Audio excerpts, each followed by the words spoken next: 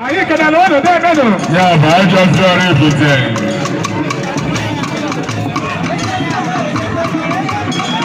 I just got everything.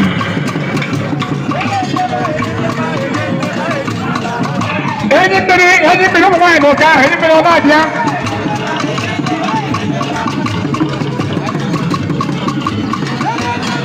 Oh, I just got everything. Ah, who you do? Oh, my. Amen. Get one. Hey, Makachukwu. Nnewi gwụrụ agwụ ebe a. Nke a ka wụkwa outside o. Nke a wụ gate. Ndị afọ ọzọ ha esi wee ebe a. Hello guys, this is urbanized media. So once again, today we are in Nnewi. We have brought you guys to Edo because today Edo deity, the Alụsi Edo Nnewi, is celebrating her New Year festival today. So we have come to show you guys how massive this ceremony could be, and you can see already. You can see the crowd, the turn up. Everywhere is filled up, from the inside to the open field to the outside. No space at all. It shows that Edo is really a great Alụsi, a great deity.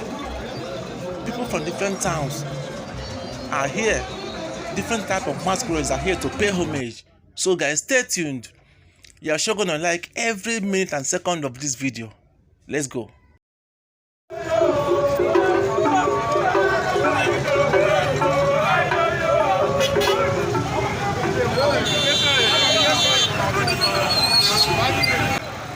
So guys, as we go on, I will give you guys the history of Edo.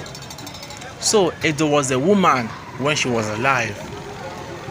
She was a native of Nnewi in Idemili South local government, and she was married to an Nnewi man, which is Nnewi. Nnewi is also a great deity, a great Alụsi in Nnewi. So when she got married to Nnewi, she gave birth to 3 sons, which are Nnewi, Ichi, and Oraifite. That was why these 3 towns now, they make up an Edo. So when Edo Nnewi, when she was alive, she was such a good woman. She took good care of her children, was so good to people around her, to the extent that when she died, her people, her children, everybody decided to immortalize her as their own god. So that was what led to the whole thing. And even her own husband, Nnewi, even gave way for her own supremacy. So that's why in today's Nnewi, now in today's Edo, Edo Nnewi is the supreme deity of Nnewi, not neglecting Nnewi. So that's why every August, Edo Nnewi always celebrate New Year festival before the towns that make up an Edo will go on and celebrate their own. So the one of Edo Nnewi is happening today, and everywhere is filled up.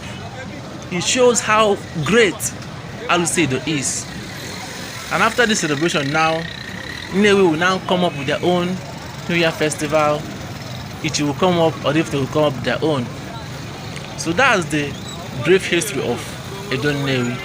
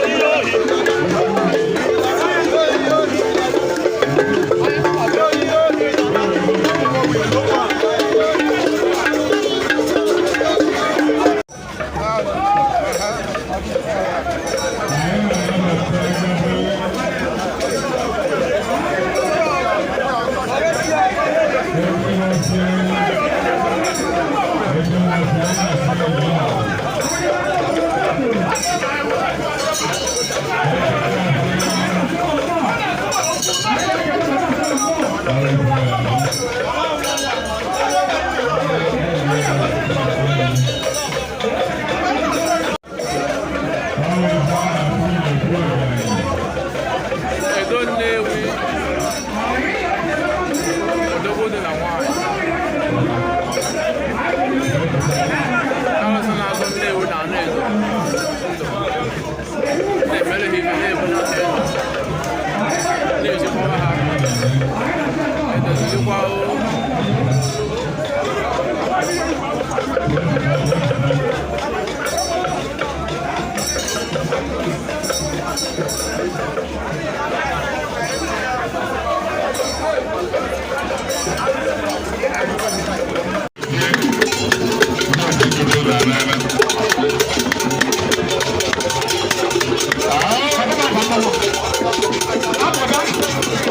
Kema kamwa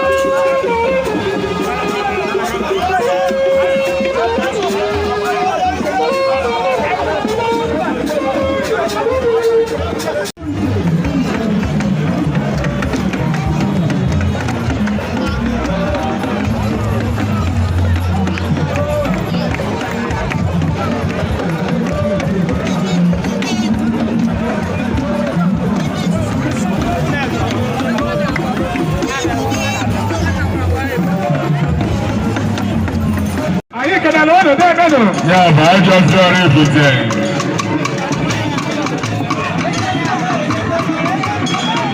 I just got everything. Anybody don't want to go down? Anybody don't want to?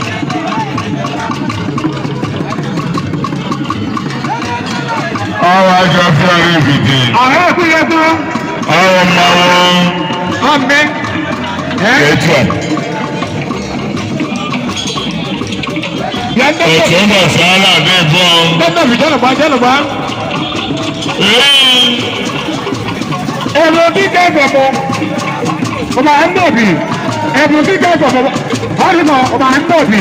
Àyìnà sọ́lọ̀ ń bọ̀. Ọ̀yàtà àgbáyé, ọ̀yàtà àgbáyé, ọ̀yàtà àgbáyé, ọ̀yàtà àgbáyé, ọ̀yàtà àgbáyé, ọ̀yàtà àgbáyé, ọ̀yàtà àgbáyé. Yàgbà yẹn kà í fún náà yẹn.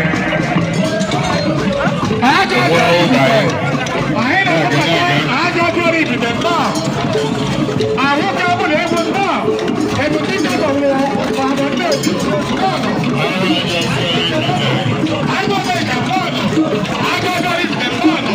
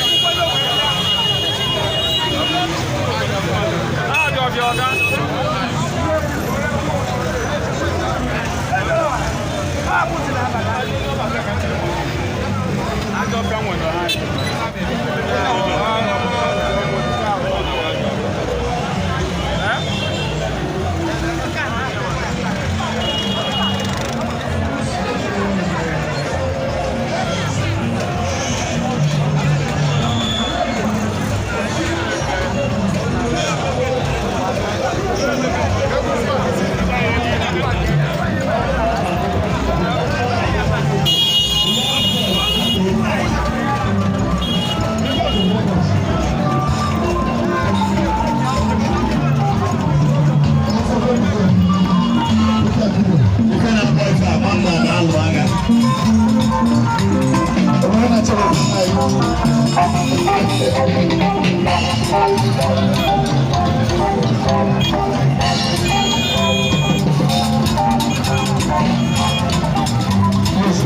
is life. Such is life. Such is